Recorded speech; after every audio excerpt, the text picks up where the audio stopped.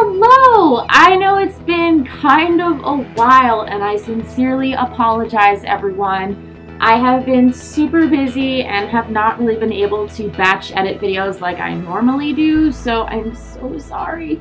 I promise there are more videos coming. I'm going to be batch editing this week so I can have regular uploads again, so I'm so sorry. The reason it's been kind of hard for me to get content out on the schedule that I was doing is I'm actually gearing up for EDC Vegas, so that's taking up a lot of time. Sincerely sorry. I am so sorry. I promise there's more videos coming, but anyway, I thought I would walk you through some of my top furries that appear in cartoons or anime. This list might be different than yours, but at any rate, let's go!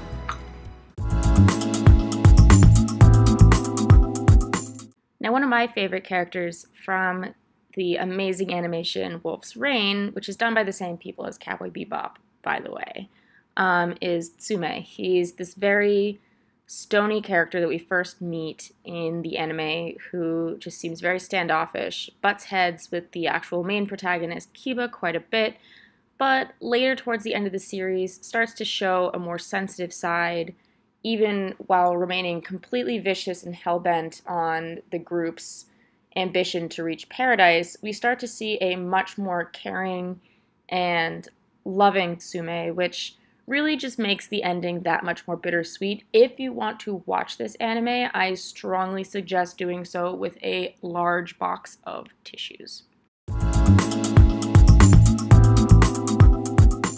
Now, I'll admit, when I first watched Outlaw Star, I thought AISHA was one of the most irritatingly annoying characters. A very boisterous, loud member of the Tall clan. She comes off as a ditzy airhead with overpowered strength when you first meet her.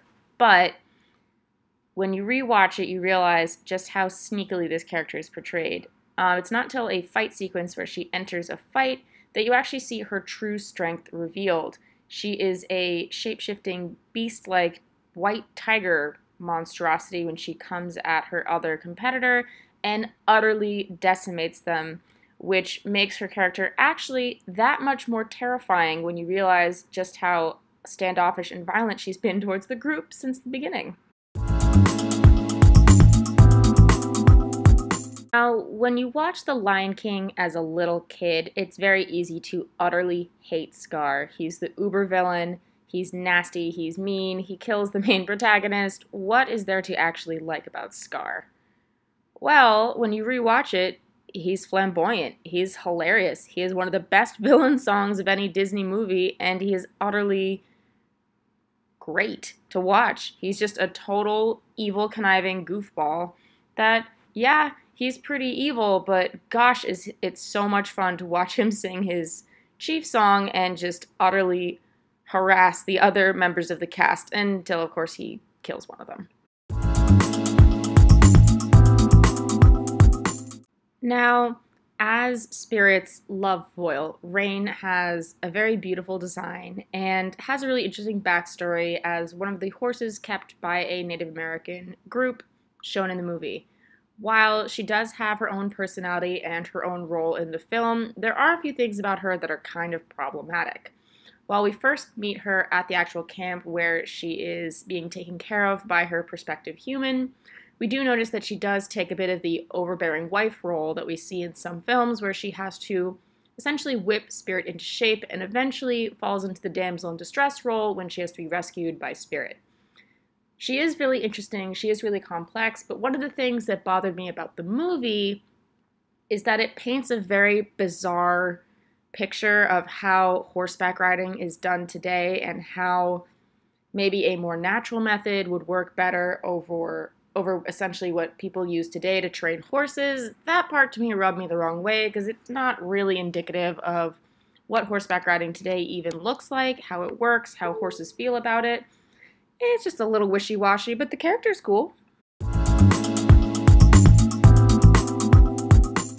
When we first meet Haku, he kind of seems like a very basic character. He has a couple of cool moves, he helps Chihiro get through the bathhouse, but he doesn't really seem all that special. Until, of course, we learn what his real form is, which is Haku, the pretty vicious, terrifying, but beautifully elegant Eastern-style dragon.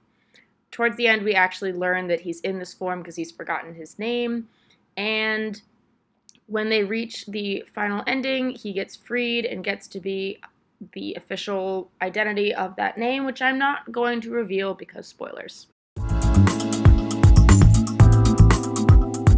Okay, so those are my top furries in cartoons or anime. Again, the way that I chose to define them here was essentially any animal characters that had that kind of anthropomorphic feel or had human emotions or traits. You might define it differently, you might have a different list, and that's okay. I also wanted to say a huge thank you to anyone who's been supporting me on Patreon. It really, really helps. That money is going to be going towards upgrades and equipment and looking into new ways to bring you videos that are higher quality and overall look nicer. So thank you to everyone who's supporting me there, and I have a really cool announcement for Patreon specifically.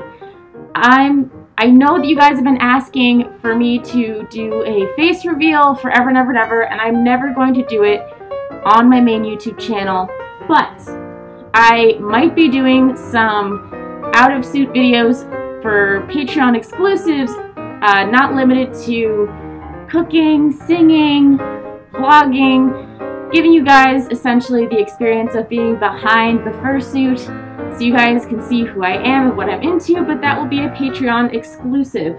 And with anything that is exclusive to Patreon, if I see anyone trying to share the content outside of Patreon, the videos will be promptly taken down and the offer will be gone forever. So if you have an interest in seeing Patreon exclusive fursuitless content, let me know in the comments, and don't forget to become a patron if that is something you would be super into.